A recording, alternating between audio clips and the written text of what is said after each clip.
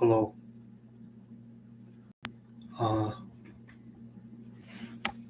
as the title says, it's been a while.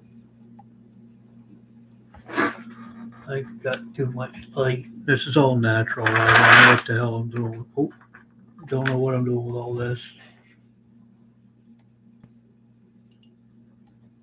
Uh,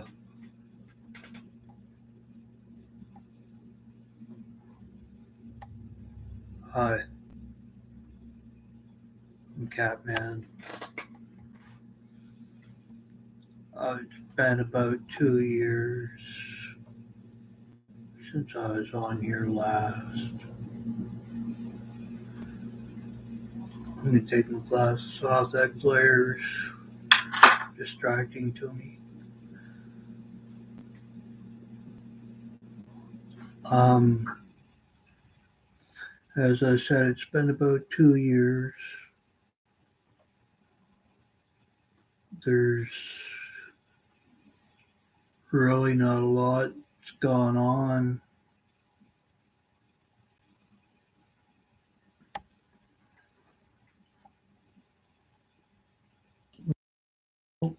Okay, that mutes. All right. So anyway, last time my head was really bad. I've had a lot of help in the last couple of years. If you need help with your head, don't be afraid to go get it. Do your best to get there. Um, I'm a lot better than I was. At one time, I couldn't walk out of the house without like a hood up, sunglasses on, headphones in, music just as loud as the machine can make it play. Excuse me.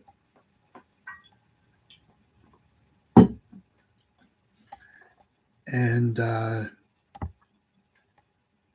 yeah, it was bad, but I had a psychiatrist helping me for a little while at the same time as having weekly counseling. Then it went bi weekly. I haven't spoke to my counselor in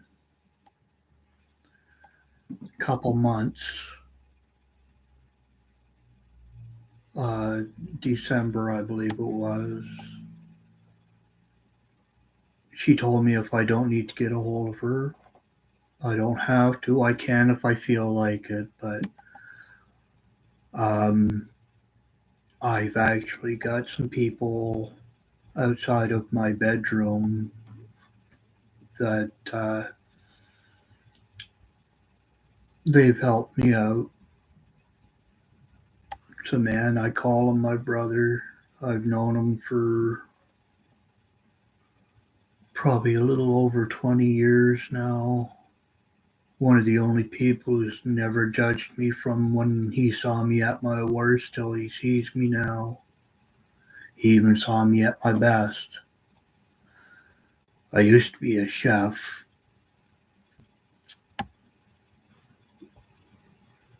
about 3 months shy of 13 years. And in them 13 years, the last 2 years of it, with what was going on inside my head,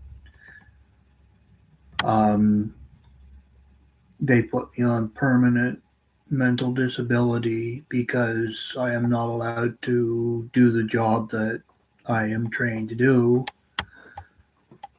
And that's because I'm not allowed to have sharp objects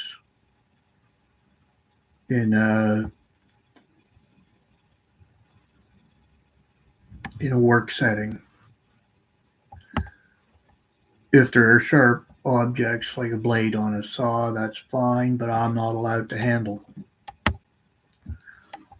I did something stupid. I'm not even going to go into that. That's a totally different lifetime. But anyway, it ended my career. That was 7 years ago. And for 2 years, I tried and tried and tried to get into the mental health facilities. I did everything. Uh, it, my mind snapped at least twice in that time. One time it snapped so bad that I had to just get away from everybody. So I am from New Brunswick. That's where I am right now. And uh, at the time, I made money any way I could, and I made enough money that I could get out of New Brunswick. And I jumped on a Greyhound, and for a little over $350, I'd go clear across the country. So I ended up on Vancouver Island, in the capital of BC, Victoria, for a few months. Uh, that was not a good scene for me. It didn't do me any good. So I left there and I walked. Took me 7.5 days to walk with a shopping cart with all my belongings in it because I was homeless. I was a drunk and on crack. And I probably shouldn't say that. But anyway, I was on heavy substances and I started walking to get away from that. And like I said, it was 7.5 days. I walked from Victoria all the way up the Malahat Trail, that's the highway, and I ended in Nanaimo walking.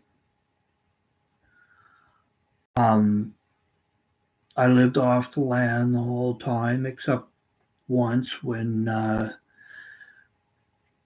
one of the motorhomes had stopped into one of them offshoots where you could sightsee and whatnot. It was on the same side of the highway as I am. I saw them pull in, I saw them pull out. I thought, well, it must not be that exciting in there, but I'm going to take a rest in there anyway. Because I was pretty tired. Malahat's a pretty steep hill. So I pulled in and there was a cooler sitting there. And I thought, oh, awesome, I need a cooler. So I lifted the lid and it was full of food.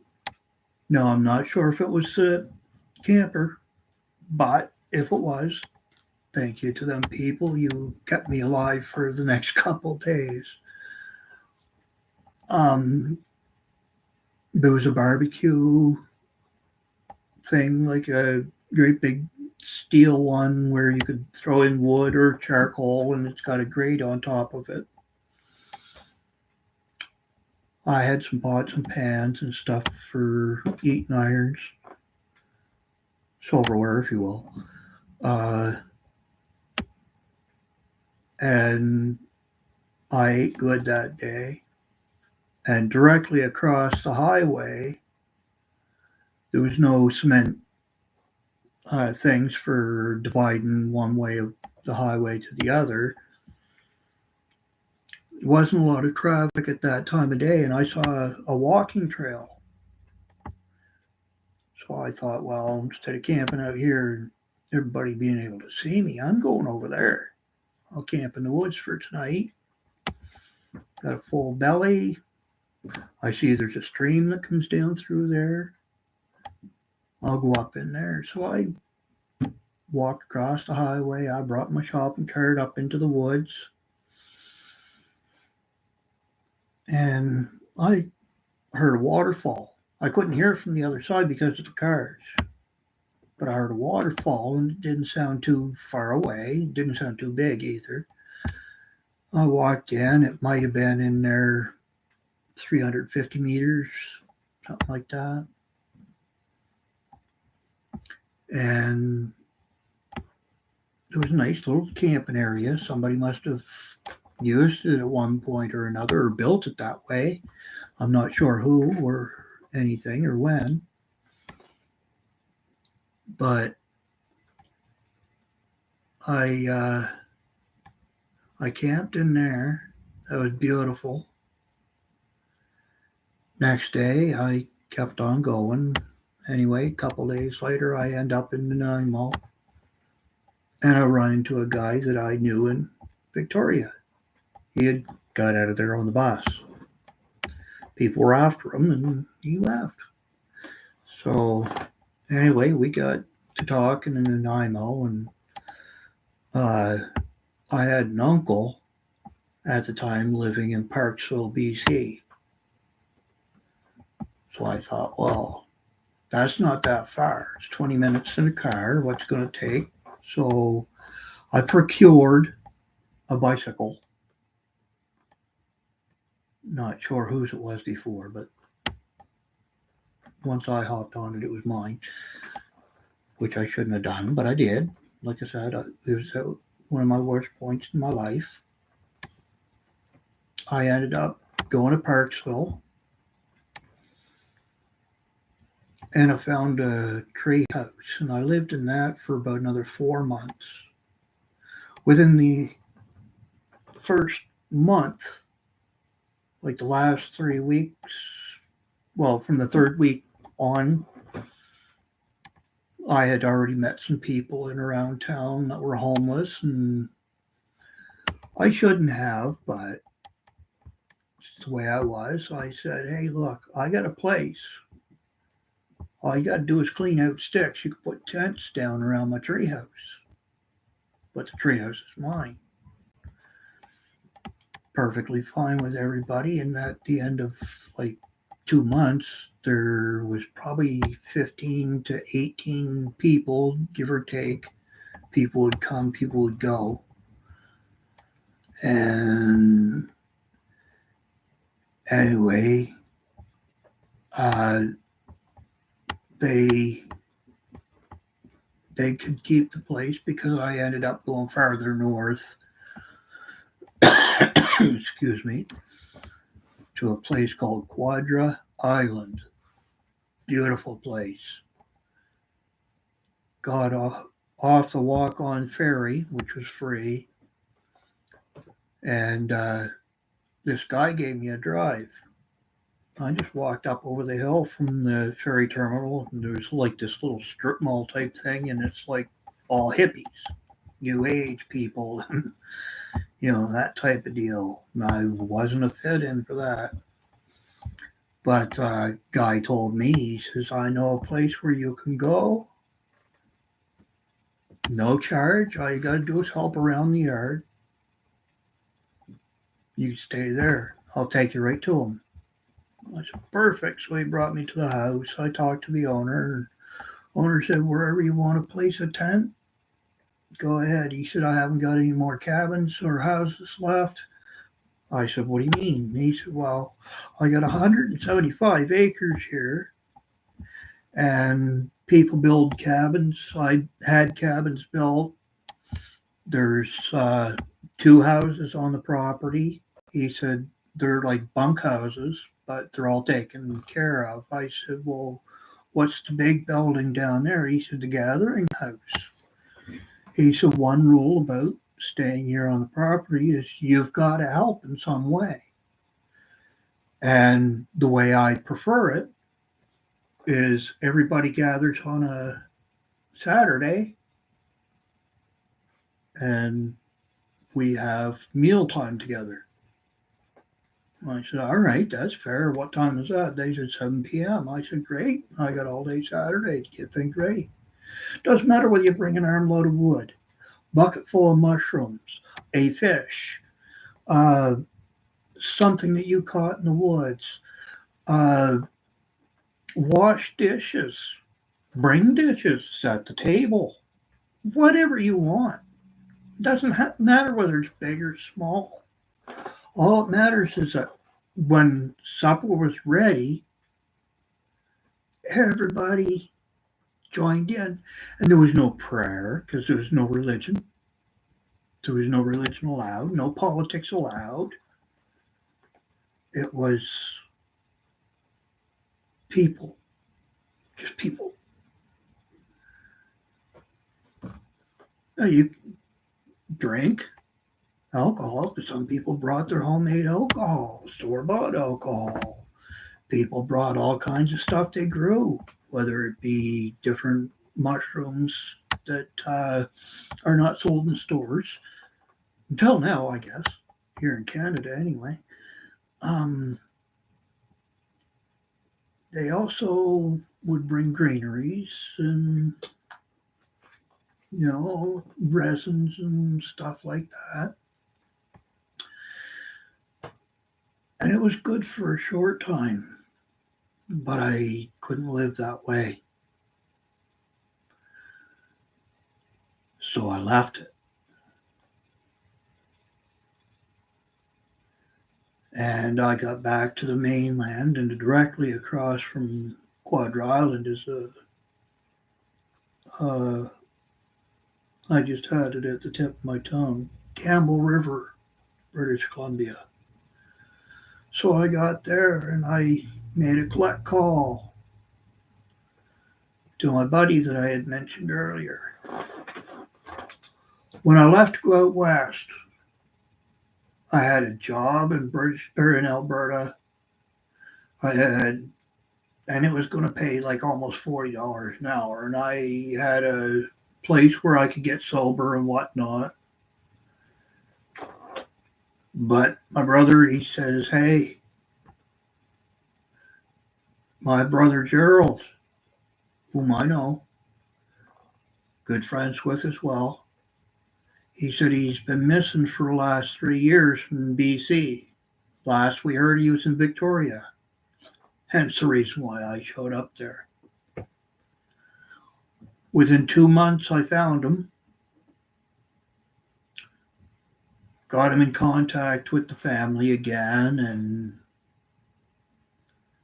things went well from there. Now, he's working on a ranch out there, and he's sober. He still enjoys his greeneries, but that's it. No alcohol, nothing else. So I'm proud of him. But when I got back home, what I had done in the last few years had really messed this up. But I met a woman. Yeah.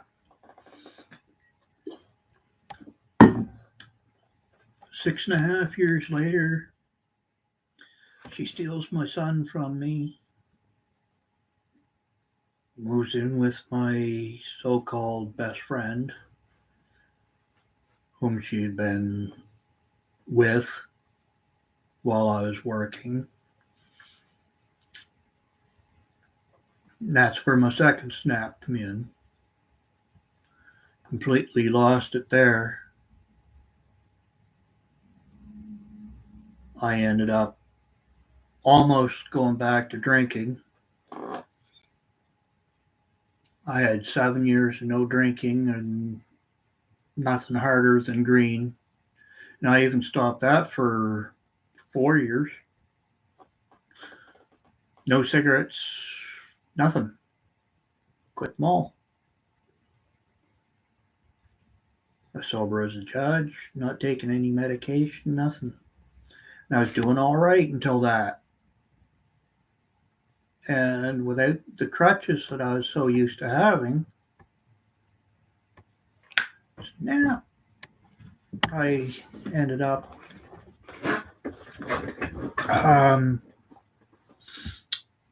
having a mental snap, is what I call it. Anyway, with that happening, I spent a while not knowing how to fix it, not knowing what to do. Well, I ended up getting mental health Started 5 years ago for me. It was hard to get somebody to listen. I didn't have a family doctor either. My regular family doctor had passed away, and the next doctor I tried to have for a family doctor turned out to be mm, questionable at best. I'll put it to you that way. Then 4 years ago, I was put off work, told you're no longer allowed to work with sharp objects because of a mistake I admit to.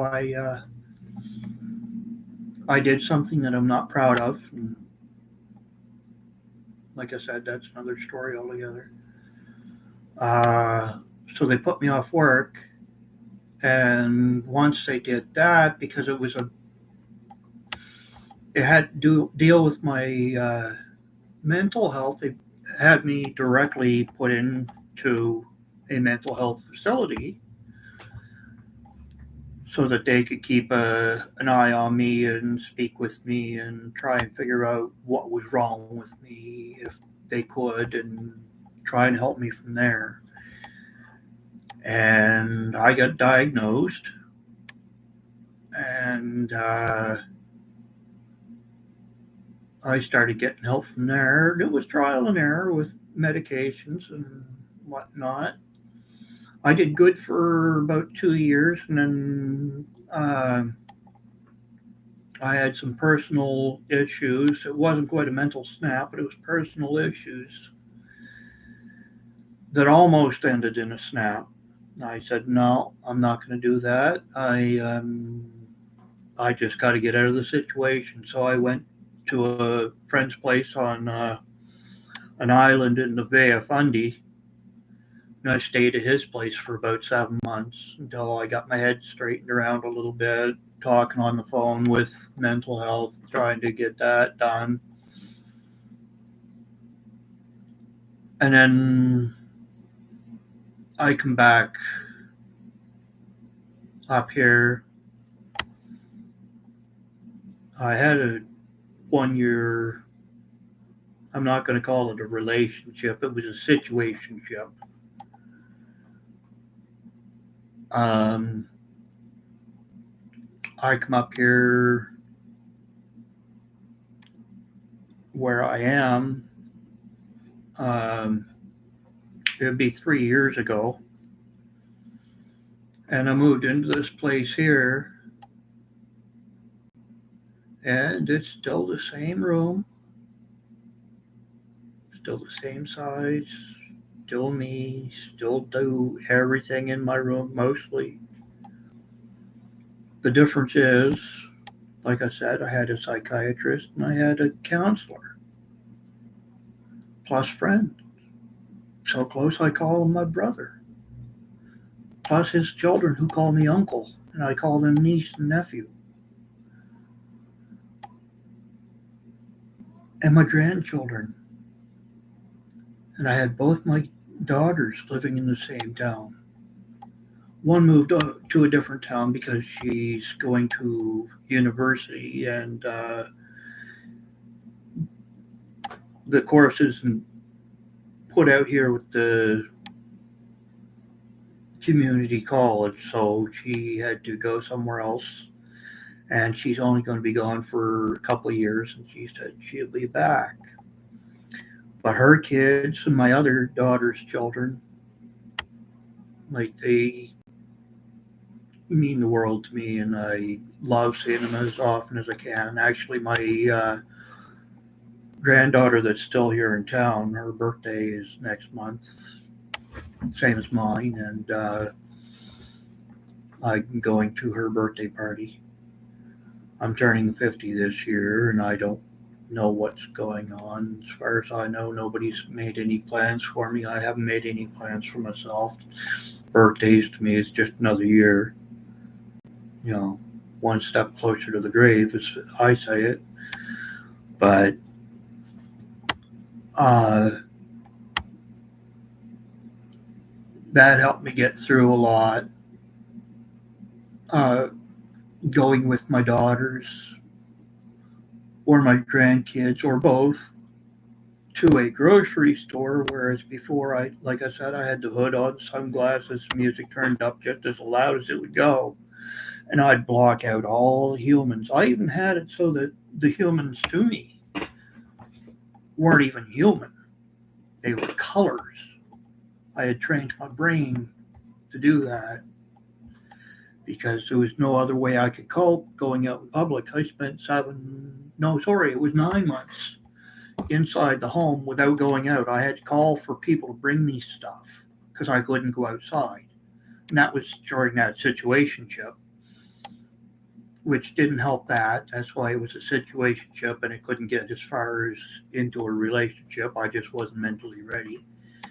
And I don't believe she was either. But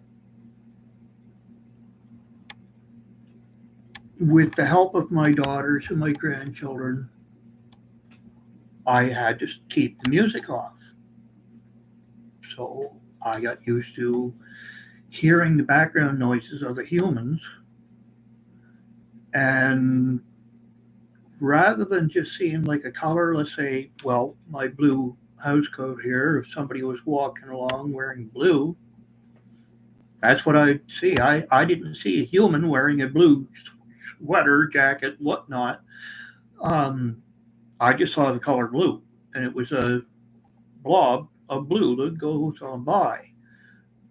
Unless it spoke to me, and then chances are I would look up to see a face, and if I recognized the face, I spoke back. If not, you were back to being a nothing again, and off you go. I'm past you. Uh, then I, as you saw at the beginning of this, I had glasses on, but I took them off. I had a pair of uh, sunglasses that were prescription as well, and I used to wear them in the store until I said, well, I'll just try my regular glasses on. So I tried them on. Now I can go into a store with my glasses on and my headphones out. I still keep a hood up. You know, 2 out of 3 ain't bad. But I still don't see the humans. I don't want to see the humans. I'm not there for them. The only time I'll see anything that resembles a human is if I want to go to, let's say, the deli section and pick out some meats or some cheese or whatever the situation might be, the fish or whatever. If there's a color in my way, I will know that that's a human,